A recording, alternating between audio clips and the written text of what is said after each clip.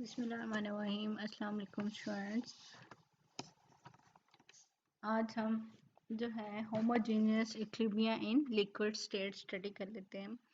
इससे पहले हमने जो होमोजेनियस इक्विलिब्रियम देखे हैं वो गैसियस फेज में देखे थे, जिसमें हमने वो रिएक्शन भी देखे थे जिनमें number of moles of reaction जो है वो चेंज नहीं हो रहे होते रिएक्टेंट से प्रोडक्ट में।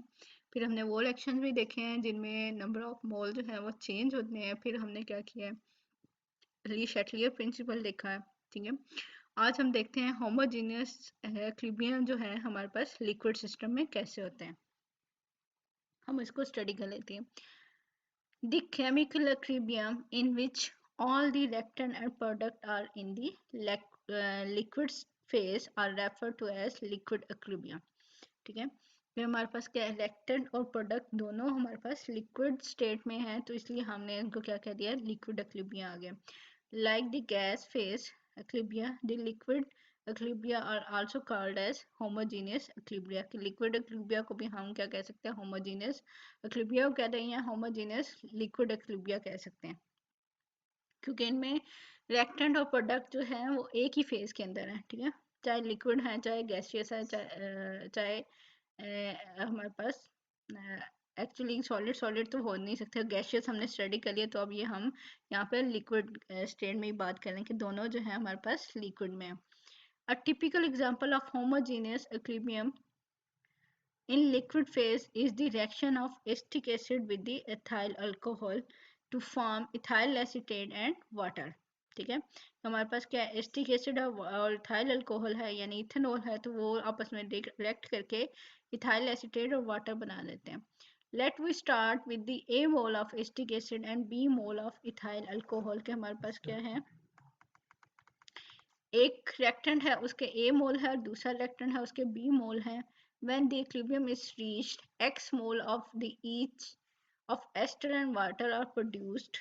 ठीक है, if V is the total volume then we can write, हमें पता है ये पीछे हम काम कर चुके हैं कि स्टार्ट में हमारे पास रिएक्टेंट है यानी इनिशियल कंसंट्रेशन हम मोल में ले रहे हैं, एसिटिक एसिड की कंसंट्रेशन A है, B जो है हमारे पास इथेनॉल की है, और स्टार्ट पर प्रोडक्ट जो होती है वो जीरो होती है यानी इथाइल एसिटेट भी जीरो है और वाटर भी जीरो है।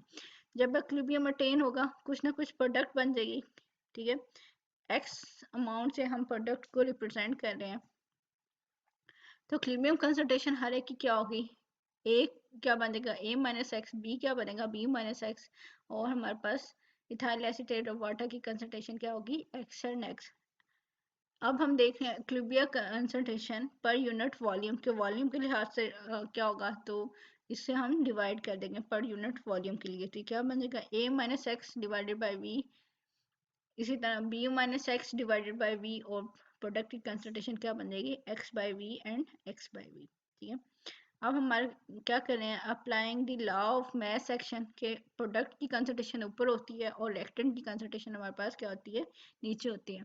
तो ये हमारे पास जो इक्विलिब्रियम कांस्टेंट आता है उसको हम Kc लिखते हैं। ठीक है, Kc is equal to concentration of ethyl acetate और and concentration of water divided by concentration of acetic acid and concentration of हमारे पास इथेनॉल है। ठीक है, तो वही वैल्यू लिखेंगे जो हमारे पास इक्विलिब्रियम कंसंट्रेशन पर यूनिट वॉल्यूम वाली होती है। प्रोडक्ट क्या है हमारे पास, x by v multiply by x by v आ गया, और रिएक्टेंट हमारे पास क्या आ गया, a minus x over v multiply by b minus x over we.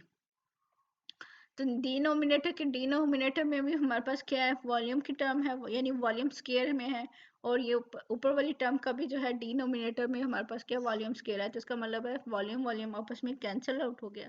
अब हमें पता चल गया कि वॉल्यूम का इफेक्ट यहाँ पे कैंसिल आउट हो रहा है। बाकी टर्म क्या रहेगी हमारे पास, एक्स स्केयर न्यूमिनेटर में, और नीचे क्या रह गया, a minus X divided by B multiply by b minus X रह गया। ठीक है, यानी वॉल्यूम की टर्म खत्म हो गई, वॉल्यूम की टर्म खत्म हो रही है, तो आपको पता है प्रेशर का भी इफेक्ट जो है यहाँ पे कैंसिल आउट हो जाएगा। It may be noted that the volume term v in the numerator and denominator cancel out, therefore the equilibrium constant is independent of volume, के equilibrium constant के ऊपर वॉल्यूम का इफेक्ट नहीं हो रहा है यहाँ पे। ठीक है, नीचे एक न्यूमेरिकल दिया हुआ है, आप लोग इजीली इसको सॉल्व कर सकते हैं, आप लोग देख भी सकते हैं।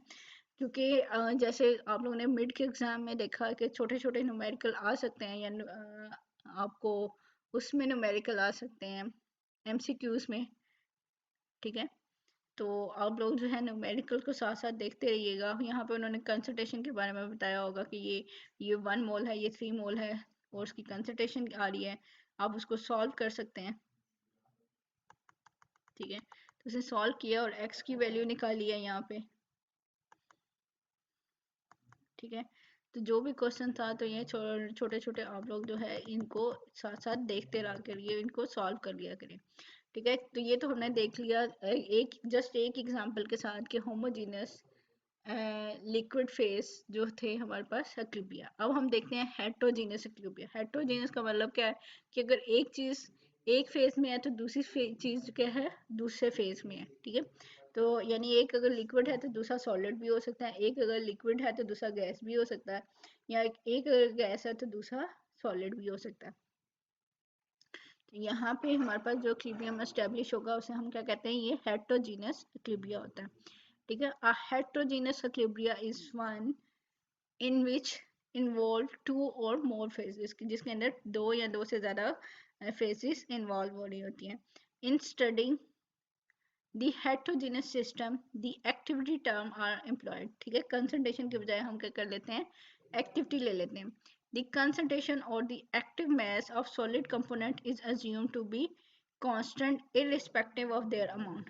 अब जो solid है, ठीक है, अगर तो सॉलिड है तो उसकी कंसंट्रेशन को हम जो है ना कांस्टेंट कंसीडर कर लेते हैं, चाहे उसकी अमाउंट ज़्यादा ले रहे हैं चाहे उसकी अमाउंट हम कम ले रहे हैं, हमने उसको कांस्टेंट कंसीडर कर लेना है, ठीक है।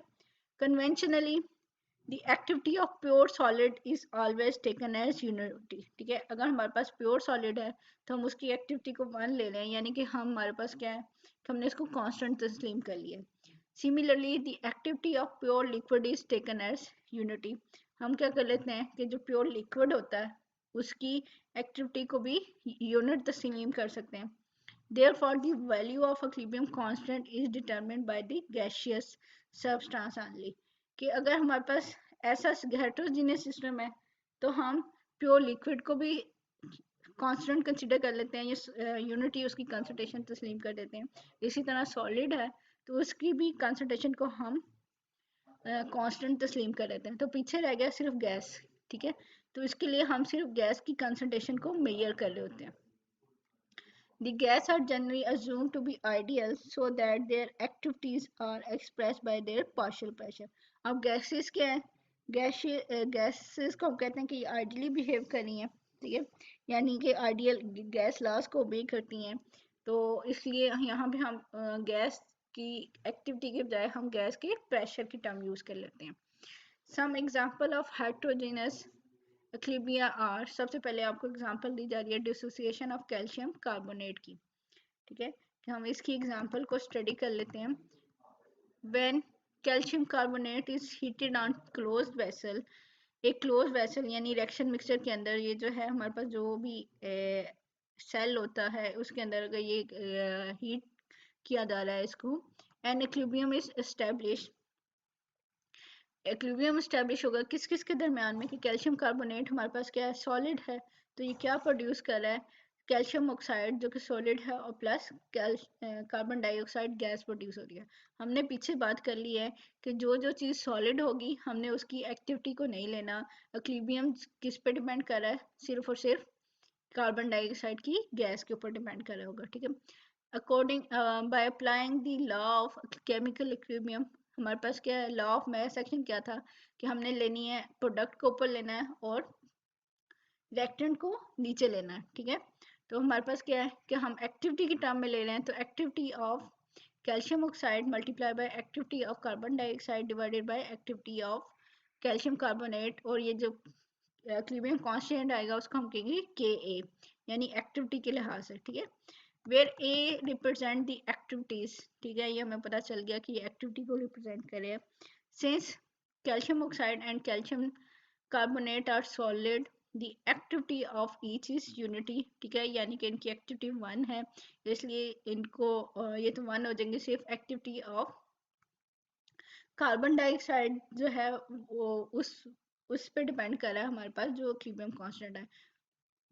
Therefore, equation 29 is reduced to Ka is equal to activity of carbon dioxide. हमने ऊपर बात कर ली है कि एक्टिविटी ऑफ गैसेस को हम किस में लेते हैं, पार्शियल प्रेशर या प्रेशर की टर्म में ले होते हैं। If carbon dioxide is assumed to behave orderly, its activity is directly proportional to its partial pressure at the equilibrium state, thus replacing the activity by the partial pressure of the gas we have. अब gas के pressure की बात करें तो यहाँ पे के P बन जाएगा, ठीक है, के ए की बजाय ही हमारे पास हो जाएगा K P is equal to P, यानी pressure of carbon dioxide at constant temperature. The value of equilibrium constant Kp at given temperature is therefore determined solely by the equilibrium pressure of the carbon dioxide. कि ये सिर्फ और सिर्फ carbon dioxide की pressure पे dependent कर रहा है and is independent of the amount of calcium carbonate and calcium oxide provided both are present. ठीक है, दोनों बेशक प्रेजेंट है लेकिन वो सिर्फ और सिर्फ उस पर डिपेंड कर रहा है हमारे पास कार्बन डाइऑक्साइड की प्रेशर के ऊपर. Therefore, addition of solid calcium carbonate and calcium oxide to the equilibrium system will not affect the pressure of carbon dioxide at constant temperature. के हमारे पास क्या है, अगर हम इनकी सॉलिड की अमाउंट को ऐड भी कर दें तो कार्बन डाइऑक्साइड के प्रेशर को कोई इफेक्ट नहीं करेंगे, ठीक है. But the addition of carbon dioxide will shift the equilibrium to the left resulting in the formation of carbon calcium carbonate. अब हमारे पास क्या है, रिएक्शन को अगर हम देख लें ऊपर तो हमारे पास क्या है, ये प्रोडक्ट में है कार्बन डाइऑक्साइड, कि अगर हम कार्बन डाइऑक्साइड के प्रेशर को इंक्रीज कर दें तो रिएक्शन किस साइड पे जाएगा, बैकवर्ड वाली साइड पे, यानी लेफ्ट वाली साइड पे जाएगा. तो यही बात हो रही है क्योंकि अब प्रोडक्ट में ज़्यादा इंक्रीज हो रहा है प्रेशर, ठीक है, तो उसकी वजह से रिएक्शन जो है वो बैकवर्ड जाना शुरू कर देगा. But the addition of carbon dioxide will shift the equilibrium to the left, resulting in the formation of calcium carbonate. Since the reaction is endothermic, the increase in temperature will favor the decomposition of the calcium carbonate. यानी reaction अगर endothermic है तो हम temperature increase करेंगे तभी हमारे पास क्या होगी, प्रोडक्ट बनेगी, तभी आप ये कह सकते हैं कि उसकी डिकम्पोजिशन होगी कैल्शियम कार्बोनेट की. In other words, more calcium oxide and carbon dioxide will be form. कि अगर हम टेम्परेचर इंक्रीज करेंगे तो तब हमारे पास फॉरवर्ड रिएक्शन होगा. इसी तरह नीचे आप लोगों को कुछ एग्जांपल दी जा रही हैं हेटेरोजेनस इक्विलिब्रियम की, ठीक है. तो ये उसमें सबसे पहले एग्जांपल क्या है, हमारे पास अमोनियम बाईसल्फाइड है और ये डिकम्पोज हो रहा है अमोनिया में और हमारे पास हाइड्रोजन सल्फाइड गैस में, ठीक है. प्रोडक्ट हमारे पास गैसियस रिएक्शन है और रिएक्टेंट जो है सॉलिड है, तो सॉलिड तो उसमें के पी के एक्सप्रेशन में नहीं आएगा, ठीक है. तो इसलिए आप ये देख सकते हो कि K P is equal to pressure of ammonia multiply by pressure of H2S gas, ठीक है. इसी तरह नेक्स्ट एग्जांपल है हमारे पास कार्बन जो कि सॉलिड में है और वाटर के साथ कंबाइन हो रही है और ये क्या बना रहा है, कार्बन मोनोऑक्साइड प्लस हाइड्रोजन. तो रिएक्टेंट दोनों गैस में है और इसी तरह वाटर भी गैसियस में है, तो वाटर भी डिनोमिनेटर में आएगा इसके के पी के एक्सप्रेशन है. तो उसका एक्सप्रेशन बना जाएगा K P is equal to pressure of carbon monoxide multiply by pressure of hydrogen divided by pressure of water. Third example हमारे पास अमोनियम क्लोराइड सॉलिड है, इसलिए आपको पता चल गया कि ये रिएक्शन में नहीं आएगी, इक्विलिब्रियम के एक्सप्रेशन में नहीं आएगी, ठीक है. और ये बना रही है हमारे पास अमोनिया प्लस HCl, तो K P is equal to pressure of ammonia multiply by pressure of hydrogen आ जाएगा. इसी तरह नेक्स्ट हमारे पास क्या है, लिक्विड है वाटर जो कि इक्विलिब्रियम में है गैसियस वाटर के साथ, तो K P is equal to pressure of water gaseous की फॉर्म वाला, ठीक है. यानी लिक्विड की एक्टिविटी भी हमने क्या लिया हुआ था, यूनिट ली हुई थी, तो वो भी नहीं आएंगे. इसी तरह हमारे पास क्या है, आयरन ऑक्साइड है वाटर के साथ रिएक्ट कर रहे हैं, तो ये आयरन ऑक्साइड प्रोड्यूसर है, यहाँ पे उसकी ऑक्सीडेशन स्टेट चेंज हो रही है, Fe3O4 है, ठीक है. यहाँ पे FeO बन जाएगा प्लस वाटर प्रोड्यूस हो रहा है, तो आयरन के जो दोनों ऑक्साइड हैं वो सॉलिड हैं तो वो नहीं आएंगे और हमारे पास रिएक्टेंट के अंदर हाइड्रोजन गैस है और प्रोडक्ट में वाटर है, तो ये हमारे पास क्या है, इनका प्रेशर जो है वो इक्विलिब्रियम कांस्टेंट को डिटरमिन करेगा। ठीक है, ये तो हमारे पास क्या था, homogeneous liquid equilibria and heterogeneous equilibria. ठीक है, इससे आगे हम देख लेते हैं, आगे हमारे पास क्या है, आगे एक टॉपिक है, जस्ट आप इसको कर लेंगे तो ये हमारे पास क्या है, ये चैप्टर कंप्लीट हो जाएगा। थर्मोडायनेमिक इक्वेशंस या thermodynamic criterion for equilibrium. Equilibrium के लिए हमारे पास क्या है, थर्मोडायनेमिक क्राइटेरिया क्या है, यानी डेल्टा जी जो फ्री एनर्जी होती है, फ्री एनर्जी चेंज कितना होना चाहिए, ये उसके बारे में डील कर रहा है कि किस कंडीशन के ऊपर हमारे पास Kp की वैल्यू 1 होगी, किस कंडीशन के ऊपर Kp की वैल्यू 1 से ग्रेटर होगी, या किस कंडीशन के ऊपर Kp की वैल्यू 1 से लेस होगी। तो इसलिए हम कह रहे हैं कि थर्मोडायनेमिक क्राइटेरिया है ये इक्विलिब्रियम के लिए। एक्चुअली ये थर्मोडायनेमिक में का जो चैप्टर है उसके अंदर बड़ी डिटेल से इसको ड्राइव किया गया जाता है, उसको एक्सप्लेन किया जाता है, लेकिन आपको यहाँ पे ये शॉर्ट करके जो वांट ऑफ इक्वेशन है, ठीक है, उसके फाइनल एक्सप्रेशन जो हैं वो लिखे हुए हैं, और आप लोग चाहे इतना इसको कर लीजिएगा, आपको इससे ज़्यादा इसकी डेरिवेशन करने की ज़रूरत नहीं है। ठीक है, अब हम देख लेते हैं, a careful study of a gas phase reaction when all the components obey ideal gas law lead to want of isotherm। ठीक है, कि यहाँ पे want of isotherm भी हम निकाल सकते हैं, जैसा कि इन्होंने एग्जाम्पल से आपको बताया कि see chapter 4 on the thermodynamics and equation number, ये देख लें, यहाँ पे वो उन्होंने इक्वेशन ड्राइव की हुई है कि delta G not is equal to minus R T log nature K P. ठीक है, अब ये जी नॉट हमारे पास क्या है, where delta G not is the free energy change when reactant and product are at unit concentration at 1 atm। ठीक है, नॉट का इसलिए लगाया जाता है कि जो सिस्टम है हमारे पास स्टैंडर्ड कंडीशन के ऊपर है, यानी 1 atm प्रेशर है और उसकी कंसंट्रेशन जो है वो यूनिट है, और ये फ्री डेल्टा जी जो है free energy of reactant and product के लिहाज से इसको एक्सप्लेन किया जा रहा है, यानी कितना चेंज आ रहा है free energy of reactant and product में, तो उसे डेल्टा जी से रिप्रेजेंट किया जाता है, और वो इक्वल है हमारे पास minus R T like nature K P at constant temperature and pressure when only PV work is considered। The condition for of equilibrium is that G is minimum, ठीक है, and delta G at constant pressure and temperature is equal to 0। जब ये यहाँ पे हमारे पास क्या कहा जा रहा है कि जब टेम्परेचर कांस्टेंट है हमारे पास, तो उस टाइम G की वैल्यू यानी फ्री एनर्जी ऑफ सिस्टम जो है वो 0 है, तो उसमें चेंज भी क्या होगा, 0 होगा, यानी कि मिनिमम एनर्जी होगी सिस्टम के पास, तो उनमें चेंज भी हमारे पास क्या होता है, कम होता है, और इस कंडीशन पे हमारे पास Kp की वैल्यू क्या होती है, 1।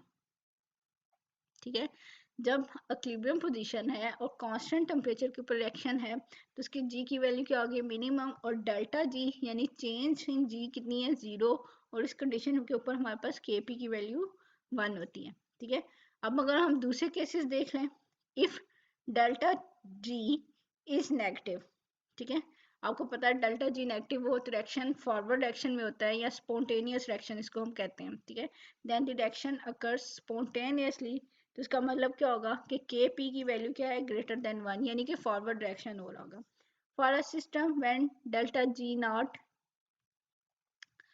इज पॉजिटिव, ठीक है, the reverse reaction is then spontaneous, कि अब यहाँ पे हमारे पास क्या है, रिवर्स रिएक्शन जो है वो स्पॉन्टेनियस होगा। रिवर्स रिएक्शन जब होगा तो आपको पता है Kp की वैल्यू जो होती है लेस देन 1 होती है। ठीक है, तो इसके साथ ही हम देख लेते हैं टेम्परेचर एंड केमिकल इक्विलिब्रियम या वांट ऑफ इक्वेशन क्या होती है, उसका क्या रिलेशनशिप है हमारे पास एंथैल्पी का। ठीक है, एक्चुअली हम एंथैल्पी का और टेम्परेचर का जो है रिलेशनशिप निकालना चाह रहे हैं, या एंथैल्पी एंड जो इक्विलिब्रियम कांस्टेंट है उसको देखना चाह रहे हैं। The qualitative effect of temperature on equilibrium, chemical equilibrium is given by Le Chatelier principle. हमने पीछे देख लिया है ली शैटलियर प्रिंसिपल, हमने वहाँ भी बात की थी कि क्वालिटेटिव जो रिलेशनशिप है टेम्परेचर का और इक्विलिब्रियम कांस्टेंट का, हम जो है वो ली शर्तिया प्रिंसिपल से डिटरमिन कर सकते हैं, but a quantitative relationship can be determine by means of thermodynamics, कि हम वांट ऑफ इक्वेशन के थ्रू हम क्वांटिटेटिव रिलेशनशिप निकाल सकते हैं, मीन यहाँ पे उसकी वैल्यू भी निकाल सकते हैं, उसमें कितना चेंज आ रहा है हम वो भी देख सकते हैं। अभी हमने ऊपर इक्वेशन देखी है कि delta G not is equal to minus R T log natural K P, change in given free energy at standard conditions is equal to minus R T log natural K P. ठीक है, R आपको पता है general gas constant है, T temperature है, और K P जो है हमारे पास इक्विलिब्रियम कांस्टेंट से डील कर रहा है, यानी प्रोडक्ट ओवर रिएक्टेंट। ठीक है, differentiating this equation with respect to temperature at constant pressure, we get कि डेल्टा जी नॉट ओवर किस चीज़ से हमने करना है, डिफ्रेंशिएट करना है टेम्परेचर के लिहाज से, तो डेल टी आ जाएगा या डेल्टा टी आ जाएगा, और ब्रैकेट के बाहर पी इसलिए लगाया हुआ है कि एट कांस्टेंट प्रेशर ले रहे हैं। ठीक है, अब ऊपर वाली इक्वेशन को जब हम टेम्परेचर के लिहाज से डिफ्रेंशिएट कर रहे हैं, तो अब यहाँ पे दो टर्म है, एक टी वाली टर्म है और एक लॉग नेचुरल पी वाली टर्म है। ठीक है, तो इसलिए इनको जो है प्रोडक्ट रूल के लिहाज से करते हैं, उसमें अगर कहीं मैंने आपको पहले बताया हो या फिर मैं आपको इसकी इक्वेशन लिख भी दूंगी कि एक दफ़ा एक टर्म को डिफ्रेंसिएशन ले लेते हैं और दूसरे को एज इट इज़ रहने देते हैं। ठीक है, फिर उसको प्लस करते हैं और पहले वाली को हम डिफ्रेंसिएशन ले लेते हैं और दूसरी वाली को एज इट इज़ रहने देते हैं। तो यहाँ पे भी हुआ कि पहले हमने क्या किया कि टेम्परेचर के लिहाज से जब इसकी इंटीग्रेशन की, ठीक है, इस इक्वेशन की, तो ये टेम्परेचर का D T over del T जो है आपस में कैंसिल आउट होगा, तो यहाँ पे पहली टर्म के अंदर से टी खत्म हो जाएगा। ठीक है, तो ये क्या बन जाएगा, बाकी टर्म एज इट इज रह जाएगी, minus are log natural K P रह गया। ठीक है, दूसरी टर्म में क्या है, टी को ऐसे रहना है और लॉग नेचुरल के पी की जो है डिफ्रेंसिएशन होनी है। ठीक है, तो यहाँ पे क्या रहेगा, माइनस आर टी वैसे ही आ गया और डी ओवर डी टी आ गया with respect to log natural K P. ठीक है, अब हम क्या कर रहे हैं, multiplying by T and substituting delta G not for minus R T log nature K B, the above equation becomes, हम क्या कह रहे हैं, पहले इक्वेशन नंबर 33 को टी से मल्टीप्लाई कर दें। ठीक है, अब लेफ्ट हैंड साइड तो देखिए आपके पास सेम ही आ रही है कि टी इंटू डेल यानी delta into del G naught over delta T. ठीक है, ये डेल होता है लार्ज चेंज के लिए और ये डेल्टा होता है हमारे पास स्मॉल चेंज, यानी हमने इसकी डिफ्रेंसिएशन की हुई है। अब ऊपर क्या बनेगा, माइनस आर और इसके साथ टी से मल्टीप्लाई करेंगे तो ये टी आ जाएगा minus R T log natural K P, तो ये ऊपर वाली इक्वेशन 32 ही बन जाएगी, तो इसलिए 34 में इस सारी टर्म की जगह पे क्या लिखा हुआ है, डेल्टा जी नॉट लिखा हुआ है। अब माइनस के बाद जो टर्म है उसके साथ क्या हो रहा है, टी मल्टीप्लाई हो रहा है। ठीक है, तो ये आर टी की जगह पे आर टी स्केयर बन जाएगा, are T square into D log natural K P over D T. ठीक है, when the reactant and product are in their standard state, the give Helmholtz equation is written as, ठीक है, कि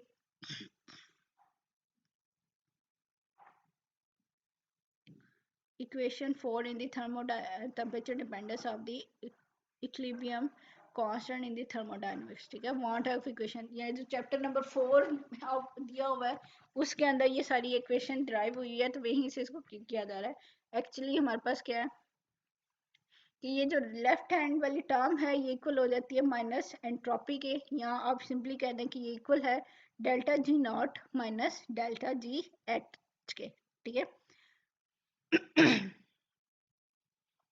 अब हम 34 और 35 इक्वेशन को देखें तो लेफ्ट हैंड साइड इक्वल है, डेल्टा जी नॉट इक्वल है, फर्क किसका आएगा कि ऊपर वाली टर्म में क्या है, minus R T square d log natural K P over D T, और 35 वाली इक्वेशन में हमारे पास क्या है, माइनस डेल्टा एच नॉट। तो इसका मतलब है बाकी सारी इक्वेशन इक्वल है, तो ये दोनों भी क्या हो सकते हैं, इक्वल हो सकते हैं, दोनों से माइनस माइनस कैंसिल आउट हो गया जब हमने कंपैरिजन किया इक्वेशन 34 एंड 35 का, तो ये क्या बन गया हमारे पास, R T square d log nature K P over D T is equal to delta H not.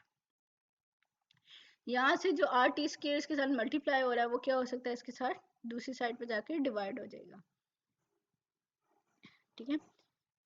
where delta H naught is the standard enthalpy change या heat of reaction इसे को कह देते हैं। और ये इक्वेशन हमारे पास क्या बन गया, is called the want of equation, has a good number of application and is of immense importance in chemistry, कि ये केमिस्ट्री में इसकी बहुत ज़्यादा इंपॉर्टेंस है और बहुत ज़्यादा एग्जांपल्स भी हमें यहाँ इसकी मिल जाती हैं। नीचे आपको एक न्यूमेरिकल भी इसके बारे में दिया गया है, इसीलिए ताकि आपको इसको सॉल्व करना है। If and delta H is considered to be constant between the temperature interval T1 and T2, then on integration कि हम क्या करें, अब इसकी इंटीग्रेशन कर सकते हैं, लिमिट लगा रहे हैं कि के पी की लिमिट क्या हो सकती है, के पी वन से लेके के पी हमारे पास क्या है 2, ठीक है। यहाँ पे के पी वन आना है, आप लोग इसको खुद से लिख लीजिएगा। d log natural kp is equal to delta H not, हमने कहा कांस्टेंट है, तो आर भी जो जनरल गैस कांस्टेंट है वो भी हमारे पास यही आता है। तो हम इस टेम्परेचर की लिमिट क्या है, T1 से T2 है, तो इसी तरह Kp की लिमिट क्या थी, Kp1 से Kp2 है। बाकी टर्म हमारे पास जो है वो इसी तरह रहेगी और dt को हम इक्वेशन के दूसरी साइड ले आए हैं, ठीक है। अब हम इसकी इंटीग्रेशन करेंगे, तो इसकी इंटीग्रेशन के बाद हमारे पास आंसर क्या आएगा कि log of Kp2 divided by Kp1 is equal to minus delta H naught over R into, हमारे पास क्या आया हुआ, इसका आंसर आप यहाँ से देख सकते हैं कि ये हमारे पास अगर इसको सॉल्व करेंगे D T over T T two को, ठीक है, तो ये इक्वेशन में ऊपर जाएगा तो -2 बन जाएगा और इसकी पहले डिफरेंशिएशन हो रही है, -2 प्लस इंटीग्रेशन हो रही है, डिफरेंट टू -2 + 1 डिवाइडेड बाय -2 + 1, तो ऊपर क्या आएगा t -1, नीचे भी क्या आएगा -1, ठीक है। तो इसका आंसर आएगा 1/t, ठीक है, -1/t आ रहा है। और अब इसकी इंटीग्रेशन की लिमिट क्या है कि t2 - t1 आ जाना है, ठीक है। तो यहाँ पे वही काम किया जा रहा है कि माइनस इधर आ गया हमारे पास बाहर, और ये क्या बन गया, पहले हायर वाली लिमिट होती है, इसलिए 1/t2 - 1/t1, t1 हमारे पास लोअर वाली लिमिट है तो वो लगा दी। where Kp1 and Kp2 are the equilibrium constant in term of partial pressure of, ठीक है, कि जो भी सब्सटेंस है उसके पार्शियल प्रेशर के लिहाज से ले रहे हैं, यानी कि के सी के पी भी के सी टू और के सी वन या के टू के वन भी आ सकता है। यहाँ पे जैसे हम प्रेशर के टर्म में ले रहे हैं तो इसलिए पी वन और पी टू आ रहा है, ठीक है। एट किस किस कंडीशन के ऊपर, जब के पी वन है तो टेम्परेचर हमारे पास क्या है 1 है, जब के पी टू होगा तो इसका मतलब है टेम्परेचर हमारे पास क्या होगा 2 होगा, ठीक है, at T1 and T2 respectively. और R जो है हमारे पास क्या है, जनरल गैस कांस्टेंट है, जिसकी वैल्यू हमारे पास कितनी है, R is equal to 8.314 joule per kelvin per mole, और delta H is express in joule, कि ये डेल्टा H हमारे पास जॉल में आ गई है। देन अगर हम इस इक्वेशन को सॉल्व करें, अब ये लॉग नेचुरल था, हम क्या कर सकते हैं उसे लॉग बेस 10 में भी कन्वर्ट कर सकते हैं, तो क्या होता है 2.303 लॉग ऑफ के पी 2/Kp1, तो ये 2.303 को इक्वेशन के दूसरी साइड पे लेके जाएं तो ये r के साथ, r की वैल्यू के साथ मल्टीप्लाई हो जाएगा, ठीक है। तो इक्वेशन बन जाएगी minus delta H naught over 19.174 into 1/T2 minus T 1/T1। अब क्या कर सकते हैं हम यहाँ पे इसका एलसीएम ले लें टाइम T2 और T1 का, ठीक है। तो ये क्या बन जाएगा, बाकी सारी इक्वेशन तो वही है, into T1 minus T2, T1 into T2, और ऊपर क्या बन जाएगा T2 माइनस T1, और ये जो माइनस में टर्म लिखी है वो पहले वाली माइनस के साथ कैंसिल आउट हो गए, ठीक है, वो इन्वर्ट हो जाएगी अंदर वाली ब्रैकेट वाली टर्म, वरना आना क्या चाहिए T1 माइनस T2, ठीक है, और माइनस के साथ आ रहा था तो वो माइनस माइनस प्लस होके उसने यानी इन्वर्ट हो गया, अंदर की साइड माइनस को मल्टीप्लाई करेंगे तो T2 माइनस T1 आ जाएगा। Equation shows that delta H is negative. Exothermic reaction ठीक है। अगर हमारे पास एक्सोथर्मिक रिएक्शन है तो डेल्टा एच हमारे पास क्या होती है, नेगेटिव होती है, यानी हीट रिलीज हो रही होती है सिस्टम के अंदर, या प्रोडक्ट की एनर्जी कम होती है एज कम्पेयर टू रिएक्टेंट की। तो उस टाइम क्या है हमारे पास, के P will decrease with increasing temperature, कि यहाँ पे हमारे पास के पी का जो रिलेशनशिप आ रहा है टेम्परेचर के साथ वो डिक्रीज आएगा, ठीक है। के पी विल बी यानी इन्वर्स रिलेशनशिप में है, K P will decrease with increasing temperature, whereas when delta H is positive, ठीक है। एंडोथर्मिक रिएक्शन है अब हमारे पास, अब यानी कि इसके साइन की वजह से हमारे पास जो है रिलेशनशिप जो है वो चेंज हो रहा है, ठीक है। डेल्टा एच अब हमारे पास क्या है, पॉजिटिव है, यानी एंडोथर्मिक रिएक्शन है। देन हमारे पास क्या है, K P will be increase with the temperature, के टेम्परेचर के साथ ये इंक्रीज हो रहा होगा। With the help of equation 38 it is possible to calculate kp2 at the absolute temperature T2 when kp1 at T1 and delta H not are known, कि अगर हमें बाकी सारे पैरामीटर मालूम है तो हम कोई एक पैरामीटर निकाल भी सकते हैं इसके अंदर से, ठीक है। अब हमारे पास क्या है, क्लासियस क्लेपेरॉन इक्वेशन है। Clausius Clapeyron equation is a special case of Van 't Hoff equation when a liquid or a solid is in equilibrium with its own vapours आएगा यहाँ पे, ठीक है, विद इट्स ऑन, प्रेशर नहीं है, vapours आएगा। For the equilibrium हमारे पास क्या है कि लिक्विड कोई भी है वो इक्विलिब्रियम में है अपने वेपर्स के साथ, या कोई सॉलिड है वो इक्विलिब्रियम में है वेपर्स के साथ। फिर हम देखते हैं कि यहाँ पे क्लैशियस क्लेपेरॉन इक्वेशन कैसे आ जाएगी। The pressure of the vapors is equal to the equilibrium constant of the vaporization process, ठीक है, कि किसी भी वेपर्स का जो प्रेशर है, ठीक है, वो हमारे पास किसके इक्वल होता है, कि जो equilibrium constant of vaporisation process के इक्वल आ जाता है, कि वेपोराइजेशन प्रोसेस है तो उसका जो कांस्टेंट आएगा या वो इक्वल है, यानी K P is equal to pressure of vapours के, ठीक है। देयरफॉर के पी इन इक्वेशन 36, पिछले वाले पेज पे जो इक्वेशन नंबर 36 आ रही है, may be replace by P. मैं आपको दिखा भी देती हूँ, the vapour pressure and the change in the enthalpy accompanying vaporization at constant pressure is the heat of vaporization, के enthalpy के पी की जगह पे हम पी लिख सकते हैं, ठीक है। अब 36 इक्वेशन में और हम लोग क्या कर सकते हैं कि जो डेल्टा एच है, ठीक है, उसकी जगह पे हम क्या लिख सकते हैं, हीट ऑफ वेपोराइजेशन लिख सकते हैं। तो उसको हीट ऑफ वेपोराइजेशन को एल से रिप्रेजेंट किया, अगर वो वेपर्स के लिए है, ठीक है, लिक्विड और वेपर्स के लिए, या फिर लिक्विड और वेपर्स और सॉलिड के लिए आ रही है, ठीक है। अब मैं आपको 36 वाली इक्वेशन दिखा देती हूँ ताकि आपको पता चल जाए किस इक्वेशन की बात हो रही है। कि क्वेश्चन नंबर 36, इसमें उसने कहा कि Kp की जगह पे हम क्या करेंगे, P लिख देंगे, तो ये क्या बनेगा, D log nature P over D T is equal to delta H naught की जगह पे हमने क्या लिखना है, अब हमने L लिखना है, ठीक है। L ऑफ एक्चुअली लिक्विड के लिए वेपर्स आएंगे और सॉलिड के लिए आएगा, ठीक है। तो यहाँ पे L की वैल्यू आएगी, तो यहाँ पे ये क्या बन जाएगी इक्वेशन हमारे पास, कि